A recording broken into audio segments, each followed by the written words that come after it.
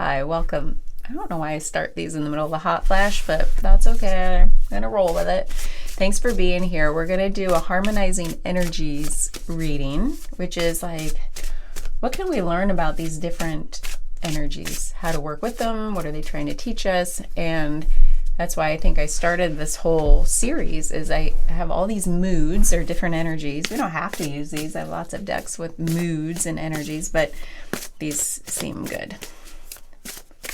What I'm going to do is pull a mood or an energy and then do some tarot and what can we learn? So we have trapped.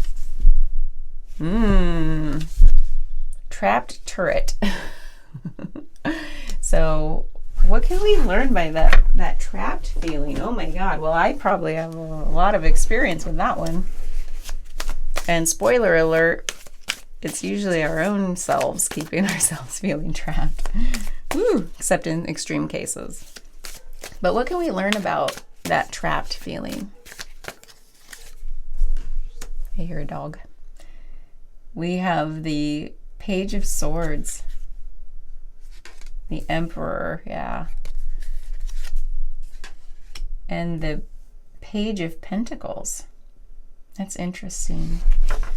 Because I think of, like, I was expecting a lot of swords to show up for a trapped feeling. The first card that came to mind when I pulled this trapped mood card was the Eight of Swords. We didn't get that yet.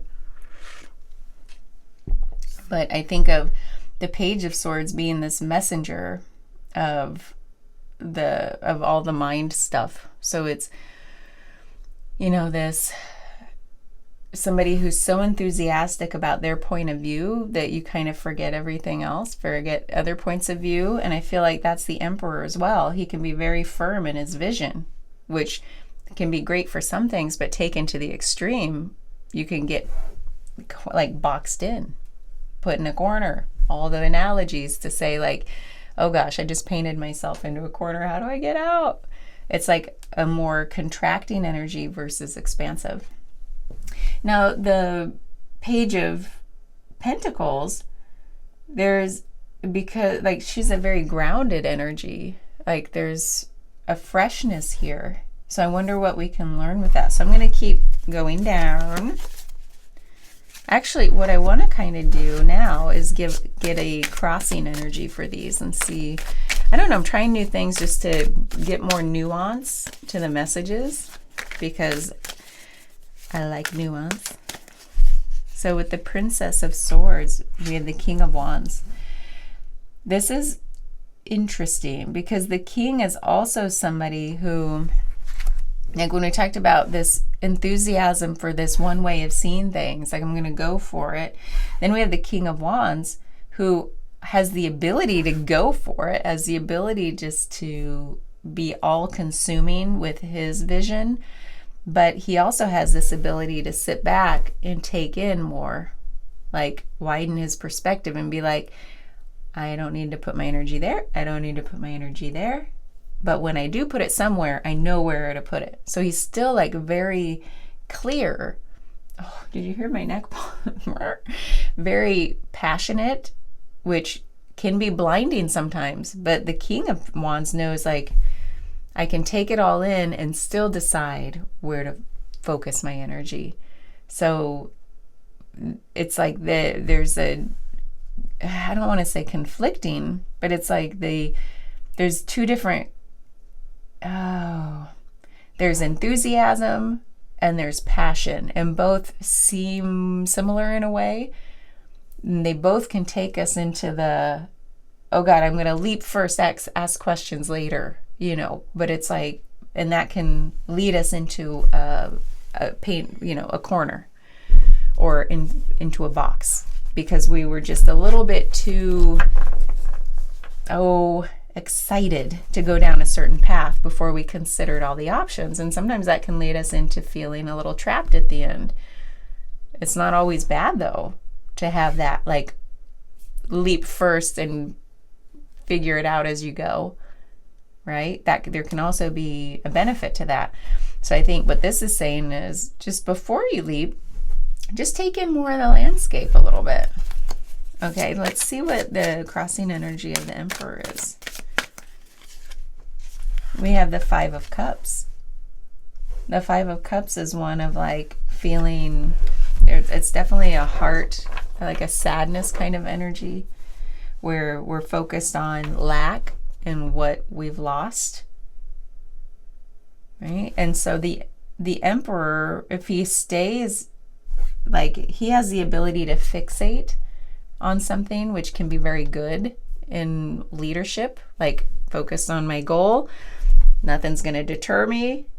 But then when you fixate on loss, that is a recipe for feeling trapped, isn't it? Like the fixation on lack, on scarcity, on loss, on that down feeling, we can feel trapped. We kind of keep ourselves feeling, like we can't get out of this hole we've dug ourselves into. That's a different feeling of trapped. Let's get to the third one here with the Seven of Cups. So the Page of Pentacles, it's like she's very grounded and like slow moving, because it's pentacle energy. It's of our material world, and it tends to be slower than some of the other energies, like the fire we're dealing with here or the air we're dealing with here. It's in the water, it can flow everywhere. The pentacles are very grounded. So a lot of times that keeps us not moving as quickly as sometimes we want to, or maybe should for the scenario. The Seven of Cups is this card of open and daydreaming and what if and possibilities. The flip side of that cup card is that we can feel overwhelmed by that. And like, so there's this, what's coming to mind is like the way that feeling trapped can be both and. It can be that contracted, grounded, like grounded to the point of like, how do I take a step forward without seeing the whole path ahead of me? Like I've got to know what it looks like, because I'm going to take baby steps, but I still want to know where I'm going. So it's a very slow, like methodical, logical kind of vibe, which can be like, we're going too slow. I feel a little held back. And then the Seven of Cups can be that opening energy, but it can also be overwhelmed. So when we're overwhelmed by possibility, by choice, like by empowerment, like we are all powerful, but when we come to realize that and it's overwhelming, it's like, oh my God, then you can feel trapped even by such an opening energy, right? Trapped as in it's too overwhelming, I can't do anything. And so that's interesting, because I've never thought about feeling trapped as, usually to me it's like, oh, things aren't going fast enough, or I don't have enough possibilities, or like I'm not dreaming big enough, or like I'm trying to break free of something, my own limitations. But sometimes like seeing too many possibilities is too unlimited, right? That I feel trapped, like I can't even break free. Isn't that a paradox? I never thought about that before. See, I'm learning something. So I'm curious. Let's go down another layer. I'm just going to pull these up. And let's see what else we can learn. This trapped feeling. Okay, we've got the Eight of Torches, or the Eight of Wands, and the Queen of Wands. Oh, what are we going to learn here? We got the Hanged Man. That's funny. And the Seven of Swords. Okay. So this is an energy, both of these I'm familiar with. So the Eight of Wands is one where a lot of people say it's a lot of opportunity, and it's fast moving. So it's like you got to seize it, or it's an energy where it's like point all your energy in one direction and go for it. It's like the opposite of feeling trapped, right? Then we have the Hanged Man, which is literally pausing to gain some understanding, to gain some clarity. And so these these are in conflict with each other a lot of times. Like Eight of Wands is like, you don't need to pause. You don't need to think anymore. Go for it. Which can lead to like, uh-oh, again, that I've gone too fast. And then the Hangman is like, maybe I've gone too slow. So I'm getting this feeling through all of these that it's like, there's paradox, there's irony, there's duality, whatever you want to call it. Like there's truth in both, in the conflicting energies with feeling trapped. You can feel trapped by too slow or too contracted a state, or too fast and too expansive. Like I think that's just the general lesson I'm learning through this particular reading. Here we have the Queen of Wands crossed by the Seven of Swords. The Queen of Wands she is like all powerful. She's got all the confidence. There's no reason she should feel trapped. And then it's like the opposite of the trapped feeling. She can make anything happen, but it's in her self-belief. So if she has any shadow element to her, it's lack of self-belief. And I think that's a big one for us feeling trapped. It's usually by our, like I said, our own doing, our own thoughts, our own negative stories, our self-limiting beliefs. And that's like when she's not in her power, that's exactly what she is. She's feeling trapped by her own small thinking about herself, her situation. The Seven of Swords is this like deceptive energy. And I think that's why it was placed with the Queen, because on the surface, the Queen is like, she's anything but trapped. She makes everything happen just by willing it to be so, like from her belief. And so the Seven of Swords is here to tell us, look deeper, look at the shadow, because this is like a very deceptive kind of energy. So it's saying, oh, self-belief is coming in. Let's get one more. Let's bring that up.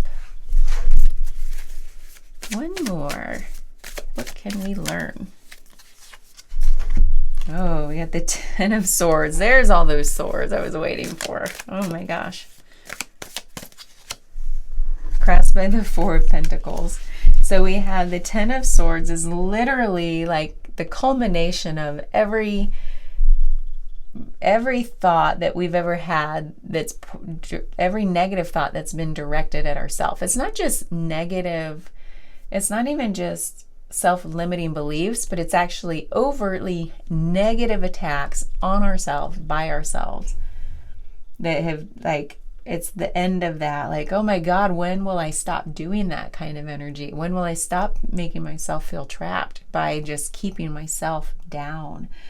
And the Four of Pentacles is this like, well, this feeling that's very stable, grounded, like really questioning what makes me feel supported. So it's kind of like, it's kind of the pause between going from a contracted state to an expansive state. It's like, wait a minute, stopping and saying, why do I do this to myself? What will make me feel supported? It usually has to come from the inside first before we look outward to draw it to us. And so I think of that. Sorry, it's hard to articulate because it's a new thing forming. A new thought is trying to like birth. And it feels like the pause between. It feels like, hold on, let's slow things way down. Let's turn off this self-attack engine that's all up here, and saying like, it's like getting connected to the earth. Like, who am I again without that? How do I feel grounded or supported just without all of that stuff going on, and then build back up from there?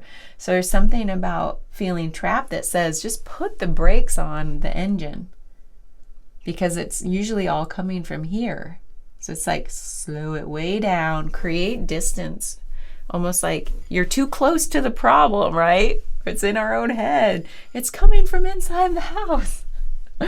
And like, create some distance. And this is saying like, okay, get back to who you really are fundamentally. What makes you feel supported by yourself, the earth, like in your everyday life? Sorry for my sounds. So I don't know. I think that's all I have. This feeling of trapped is not pleasant. But what keeps coming through here is this idea of like the paradox between going too fast and like I didn't look far enough ahead, or going too slow and feeling like I'm walking in molasses, feeling like I can't gain enough momentum. So there's the too fast, too slow, or my blinders are like too close to my head, or too wide and I feel overwhelmed. Like there's not enough possibility or too much possibility. And both, it's like both sides of these coins can lead, like taken to their extremes. All of these energies can help make us feel trapped. Oh, isn't that wild? And a big one, I feel like, is the negative stories we tell ourselves. Well, thanks for being here on this little journey. I'm just going to keep this shorter and sweeter. Because I feel like this is such a universal human thing we all go through. Why do we do this? What can we learn from the extremes? I think either extreme makes us feel trapped. Look at our political climate. That's all I'm going to say. We've taken things to the extremes, and now both, like we should only have two sides. Both sides right now are feeling like just trapped. Everyone I talk to, no matter what side they're on, they just feel like bursting at the seams, but they don't know what to do with that energy. And it's like, how did we get so far off center where we can just flow comfortably, not feeling trapped? I think it's when we go to extremes. All of this, that's what all of this is saying. At least that's what I've learned today. So, whereas I thought maybe trapped was only a contracted state. No, I think it's whatever extreme you're at, you can feel trapped by that. So anyway, thanks for being here. Bye.